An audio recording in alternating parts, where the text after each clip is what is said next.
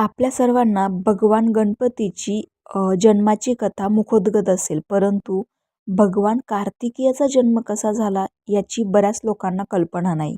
तर त्यासाठी ही कथा.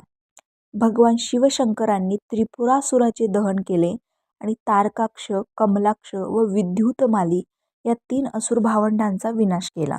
त्रिपुरासुराचे दहन झाल्यानंतर याचा बदला घेण्यासाठी त्यांच्या तारकासुर नावाच्या पुत्राने घनघोर तपश्चर्या करून ब्रह्मदेवाला प्रसन्न करून घेतले व मोठ्या चतुराईने ब्रह्मदेवाकडून त्याचा वध फक्त शिवशंकर पार्वतीच्या 7 वर्ष वयाच्या कुमार बालकाच्या हातूनच व्हावा असे वरदान मिळवले. इकडे शिवशंकराची पत्नी म्हणजेच माता सतीने तिचे पिता दक्ष राजाच्या महायज्ञाच्या वेळी आपला आणि पती शिवशंकराचा अपमान सहन न झाल्यामुळे यज्ञकुंडात अग्नीमध्ये उडी घेऊन स्वतःचे जीवन संपविले होते व त्यानंतर हिमालय व मैनावती यांच्या घरी पार्वतीच्या रूपात पुनर्जन्म घेतला.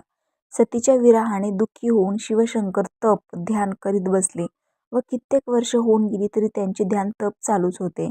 आणि इकडे तारकासुराच्या अत्याचाराने सर्व देव परेशान झाले होते. तेव्हा ब्रह्मा, श्रीहरी, विष्णू, इंद्र आणि सर्व देव व सप्तऋषी यांनी मिळून शिवशंकर पार्वतीचा विवाह घडवून आणला. परंतु 4 युगे होऊन गेली तरी त्यांना पुत्र होत नव्हता व इकडे तारकासुराचा अत्याचार वाढतच चालला होता. तेव्हा एकदा शिवशंकर आणि पार्वती एकांतात असताना सर्व देव त्यांना भेटण्यासाठी गेले असता त्यांचा एकांत भंग होऊन शिवशंकराचे वीर्य जमिनीवर पडले. त्यानंतर शंकराच्या आज्ञेने अग्नीने पिऊन घेतले व त्याला गर्भधारणा झाली.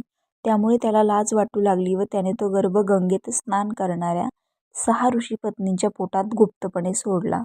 पतीसोबत संग केला नसताना आपल्याला गर्भधारणा कशी झाली असे लोक विचारतील म्हणून त्यांनी ते गर्भ गंगेच्या काठावर टाकले.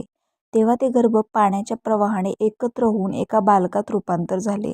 तो दिवस कार्तिक महिना पौर्णिमेचा कृतिका नक्षत्राचा होता व त्या बालकाला 6 मुखे व 12 हात होते.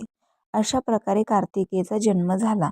अशा प्रकारे कार्तिक मासात कृतिका नक्षत्रामध्ये जन्म झाल्यामुळे त्याचे नाव कार्तिकेय ठेवण्यात आले आणि 6 मुखे असल्यामुळे त्यांना षडानन असेही म्हटले जाते.